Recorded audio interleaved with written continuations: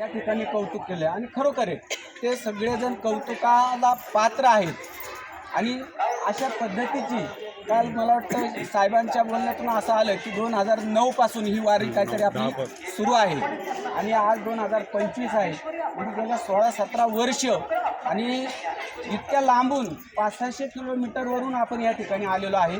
या ठिकाणी वारीमध्ये सर्वजण अतिशय भक्तिभावाने सगळेजण सामील झालेले आहेत आणि याचं एकमेव कारण की आपलं अतिशय सुंदर आणि सर्वांग सुंदर समतोल असं आपलं जे नियोजन आहे की या ठिकाणी आल्यानंतर प्रत्येक वारकऱ्याला काहीच कमी पडलेलं नाही। अगदी त्याचं राहण्यापासून त्याचं जेवण असेल, नाश्ता असेल, चहापाणी असेल, या ठिकाणी काल आपण संपूर्ण शेगावचा परिसर पण वारी केली आणि अगदी सर्व असं सुंदर झालेलं आहे।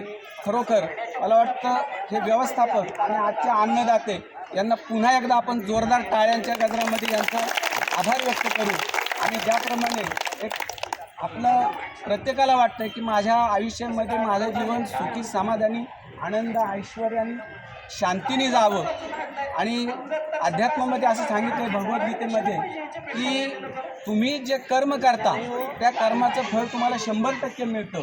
मग जर चांगलं कर्म केलं असेल तर चांगलं फळ मिळतं, वाईट कर्म केलं असेल तर वाईट फळ मिळतं। पण असं कधीच नसतं किंवा मी खूप काही वाईट करायचं आणि मग त्याच्यापेक्षा थोडंसं जास्त चांगलं करायचं आणि त्या चांगल्यातून वाईट वजा झाले की मला फक्त तो चांगलं मिळत, तसं नसतं। तुम्ही 100 वाईट कर्म केली तर 100 वाईट फळं मिळतात आणि 110 बरोबर चांगली केली तर ती 110 चांगली फळं मिळतात।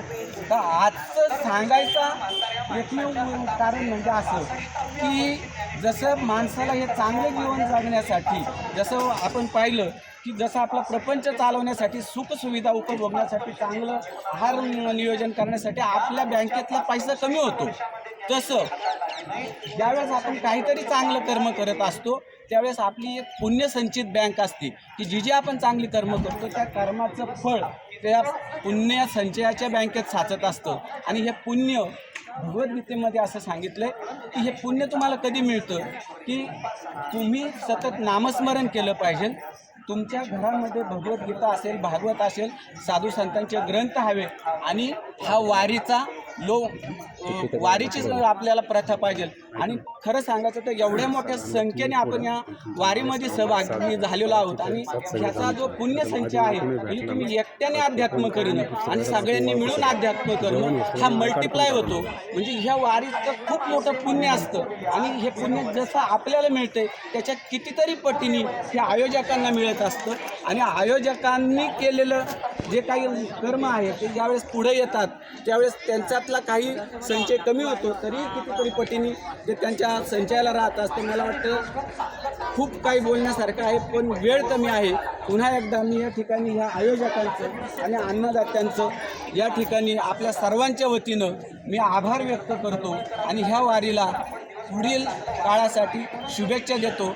जाता जाता आयोजकांना एवढीच विनंती करतो की असंच आपल्या मावळामध्ये जर काय करता आलं तर आपण त्याचा प्रयत्न करावा। या संस्थेसारखं भले ही मोठ्या स्वरूपातली संस्था आहे, असं आपल्याला जर मावळामध्ये काय करता आलं तर आपण जरूर तो प्रयत्न करावा। आम्ही सर्वजण तुमच्या पाठीशी आहोत।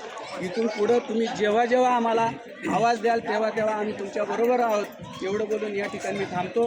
रामकृष्ण हरी बोल।